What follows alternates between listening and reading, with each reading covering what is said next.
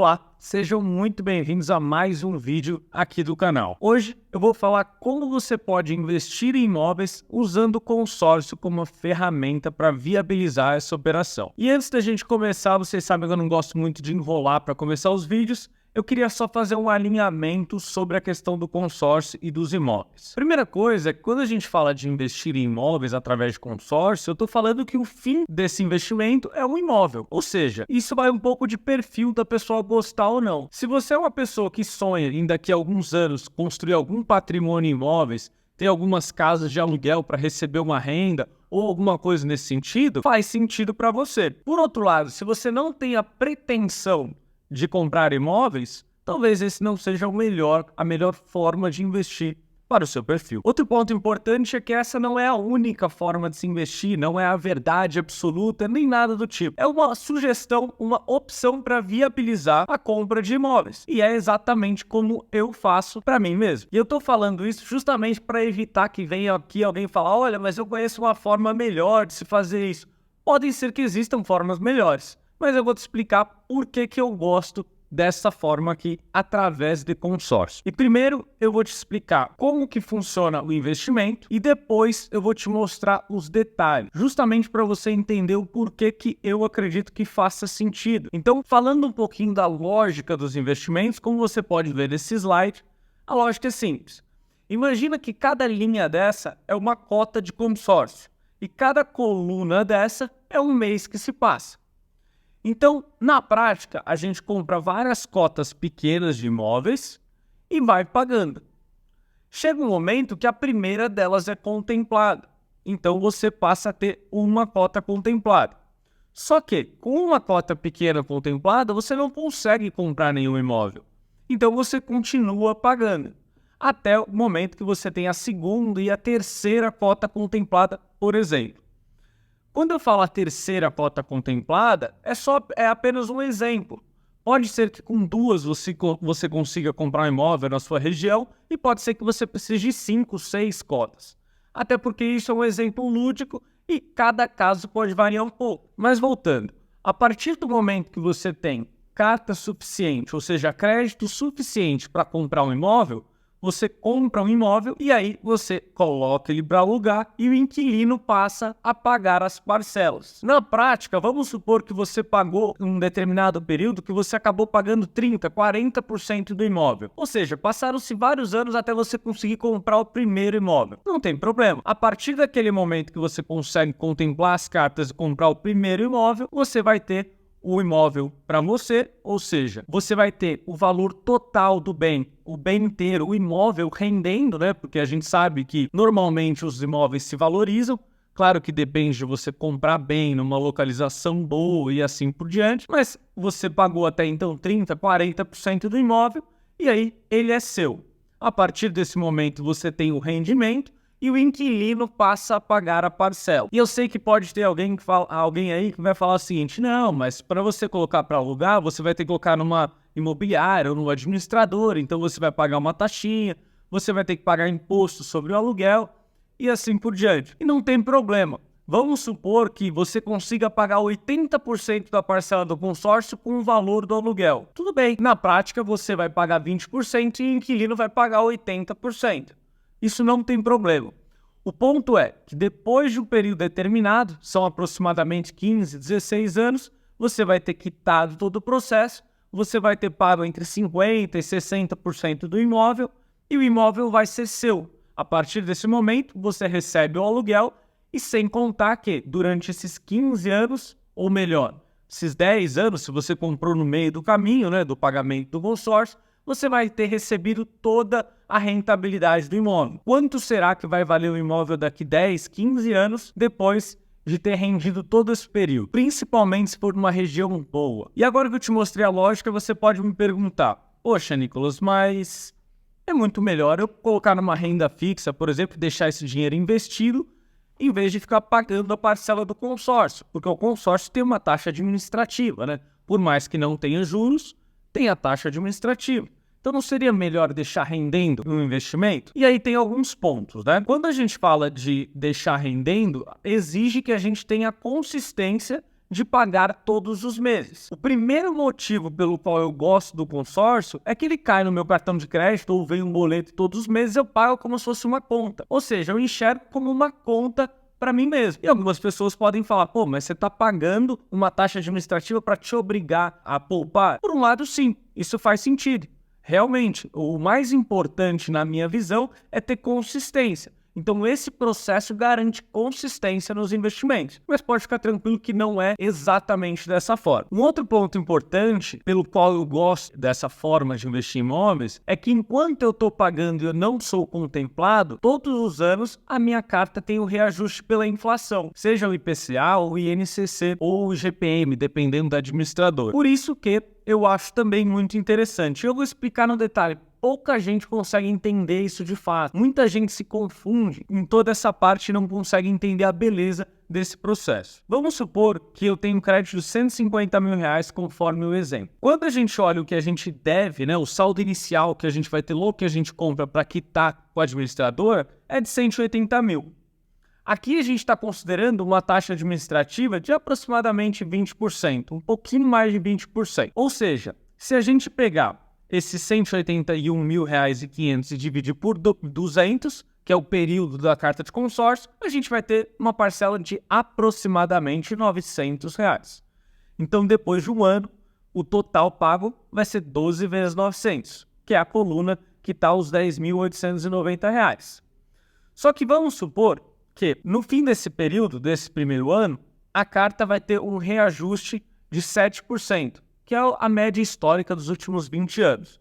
Então vamos supor que tem a inflação de 7% nesse ano. Aí, o que você deve vai ter o reajuste também, porque ao invés de ser 170 mil, que é o 180 menos o que você pagou no ano, vai ter o reajuste de 7%. A sua parcela, que antes era de 900, vai para 970 reais aproximadamente. E aqui a grande beleza é que o seu crédito, que antes era de 150 mil reais, agora ele tem 160.500 reais. Ou seja, você pagou em um ano um pouco menos de 11 mil reais e sua carta valorizou aproximadamente a mesma coisa. E assim a gente vai. A grande beleza nesse processo está que você vai pagando sua carta e apenas as próximas parcelas vão se reajustando. Só que todo o seu crédito vai se reajustando todos os anos. Então, no primeiro ano, você vai ter uma correção. No segundo ano, você vai ter mais uma correção sobre o que já foi corrigido. E todos os anos isso vai acumulando. Ou seja, quanto mais tempo passa, mais você tem esse efeito de juros compostos só sobre a carta. Por que o mesmo não acontece com a parcela? Justamente o que você pagou no passado, ele não tem reajuste. Então, só o que você vai pagar pela frente tem reajuste e seu crédito total, ou seja, aquilo que você já pagou anteriormente, vai ser reajustado também. Então, na prática, acontece que, pensando nesse exemplo aqui, se você fosse o último sorteado, que isso aqui é totalmente um exemplo lúdico, porque não acontece dessa forma, mas vamos supor que você está num grupo muito ruim e você é o último sorteado lá no mês 200. Você vai ter pago 325 mil reais e você vai ter de crédito 442 mil reais. Inclusive, você vai poder sacar esse dinheiro em espécie, caso você... Em espécie não, né? Você vai receber um depósito para conta, mas você vai poder sacar porque o grupo já finalizou e você não usou a carta contemplada. O que eu quero mostrar aqui é que, se as pessoas forem comparar com o investimento, teria que comparar alguma coisa em relação ao que rende acima da inflação, ou seja, o juro real. Porque aqui ele também vai ter uma forma de reajuste, claro que tem a taxa administrativa também, que são os 20% aproximadamente, mas você teria que comparar, para ser mais justo, um investimento pensando no juro real apenas. E por que eu gosto dessa questão do consórcio? A chance de você ser contemplado no meio, por exemplo, até o meio, e aí você ter o valor do bem total. Então você acaba ficando alavancado, como a gente gosta de dizer. Então esse é o primeiro ponto. Enquanto não contempla, eu não me preocupo tanto. Por mais que, se você estivesse investindo, talvez você teria um rendimento melhor. Isso é fato. O segundo ponto que eu gosto muito do consórcio é que, caso você seja contemplado, vamos supor aqui que você seja contemplado numa carta de R$100 mil de crédito e você pagou alguns anos e você pagou R$30 mil, o valor de R$100 mil, ou seja, sua carta inteira, será investida no fundo e vai render pelo valor total. Então você pagou por um pedaço apenas e vai ter um rendimento total enquanto você não usa. Existem administradoras que permitem que você deixe o valor lá enquanto você não utilizar. E se você não quiser utilizar nunca e sacar todo o valor no final,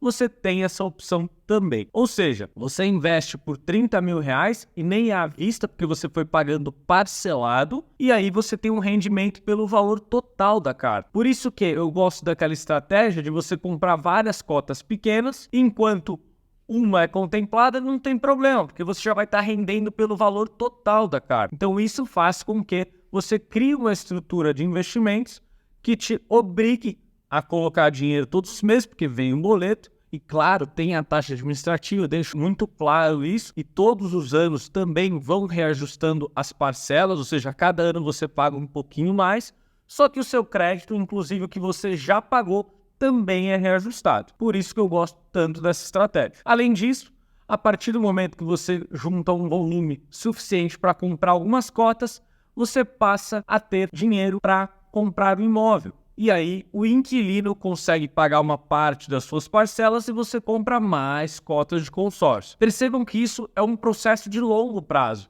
É um processo simples, justamente porque é feito para quem tem outras atividades e não quer ficar se matando para estudar o dia inteiro, se dedicando a isso, justamente porque você vai pagando todos os meses as parcelas e consegue acumular patrimônio de uma forma forçada. Eu tenho certeza que boa parte das pessoas que ficam procurando sempre o melhor investimento possível, mas nunca fazem nada, se fizessem isso estariam muito melhores. Porque depois de 2, 3, 4, 5 anos já teriam um bom patrimônio acumulado. Vocês conhecem alguém que sempre fica falando que vai investir, que conhece o melhor investimento, mas na prática nunca coloca em nada? Eu conheço muita gente que está querendo investir há vários meses, mas nunca dá o primeiro passo. Esse é o problema.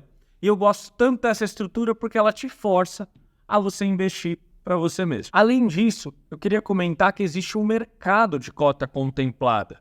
Ou seja, se você contemplar uma carta, ela passa a ter um valor, justamente porque as pessoas que querem o imóvel com urgência, elas têm duas opções: ou pegam um financiamento ou compram uma cota contemplada. Para o financiamento, normalmente você precisa dar 20% de entrada e você vai ter uma parcela mais alta no começo e uma dívida por um período maior. Caso você queira comprar uma cota contemplada, você tem que pagar um ágio para alguém, justamente para que ela te passe esse crédito para que você consiga comprar o imóvel. Aí você teria uma parcela menor e uma dívida muito menor. Como é um produto que, na média, acaba ficando muito mais interessante do que um financiamento, a cota passa a ter um valor. Então, essa é mais uma possibilidade que você tem também com o consórcio. Outro ponto importante também é quando a gente fala em investir em imóveis, eu vejo muita gente comentando sempre com a comparação entre investir em fundos imobiliários e investir em imóveis. Só que tem um ponto que quando a gente fala nessa comparação, a gente está considerando que vai tirar do bolso